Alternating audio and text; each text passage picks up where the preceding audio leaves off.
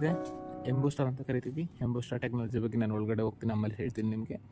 ಒಂದು ನಾನು ಹೇಳಿದೆ ನಿಮಗೆ ಯಾವಾಗಲೇ ಎಂಬೂಸ್ಟರ್ ಅಂತ ಕರಿತೀವಿ, ಎಕೋ ಮತ್ತು ಎಕೋ ಪ್ಲಸ್ ಅಂತ ಕರಿತೀವಿ. ಎಕೋ ಪ್ಲಸ್ನ ಬಂದು ನಾವು ಗಾಡಿ ಖಾಲಿ ವೆಹಿಕಲನ್ನು ಓಡಿಸುವಾಗ ಯಾವುದೇ ರೀತಿ ಲೋಡ್ ಕ್ಯಾರಿ ಮಾಡಲ್ಲ ಅನ್ನುವಾಗ ಯೂಸ್ ಮಾಡಬೇಕು ಈ ಬಟನ್. ಸೊ ಈ ಮೇಲ್ಗಡೆ ಬಟನ್ ಎಕೋ ಬಟನನ್ನು ಒಂದು ಅರ್ಧ ಲೋಡ್ಗಿಂತ ಕಡಿಮೆ ಲೋಡ್ ಯೂಸ್ ಮಾಡುವಾಗ ಯೂಸ್ ಮಾಡಬೇಕು. ಎರಡು ಸ್ವಿಚ್ ಆನ್ ಆದರೆ ಅಥವಾ ಎರಡು ಸ್ವಿಚ್ ಆಫ್ ಆದರೆ ಆಟೋಮೆಟಿಕಲಿ ಪವರ್ ಮೋಡ್ಗೆ ಹೋಗುತ್ತೆ ವೆಹಿಕಲ್ಲು, ಅಂದರೆ ಕಂಪ್ಲೀಟ್ ಲೋಡ್ ಕ್ಯಾರಿ ಮಾಡ್ತಾ ಇದ್ದೀವಿ ಅಂತ ಗೊತ್ತಾಗುತ್ತೆ. ಅದರ ಪಕ್ಕದಲ್ಲೇ ಒಂದು ಸಿಂಬಲ್ ಇದೆ, ಇದಕ್ಕೆ ನಾವು ರೀಜನ್ರೇಷನ್ ಸಿಂಬಲ್ ಅಂತ ಕರಿತೀವಿ. ರೀಜನ್ರೇಷನ್ BS6 ವೆಹಿಕಲ್ಗಳಲ್ಲಿ ತುಂಬಾ ಇಂಪಾರ್ಟೆಂಟ್ ಪ್ರೋಸೆಸ್ಸು. ಸೊ ಅದಕ್ಕೋಸ್ಕರ ನಾನು ಒಂದು ವಿಡಿಯೋ ಮಾಡಿದ್ದೀನಿ, ಚೆಕ್ ಮಾಡಿ, ನಿಮ್ಗೆ ಅದ್ರ ಬಗ್ಗೆ ಇನ್ಫಾರ್ಮೇಷನ್ ಸಿಗುತ್ತೆ.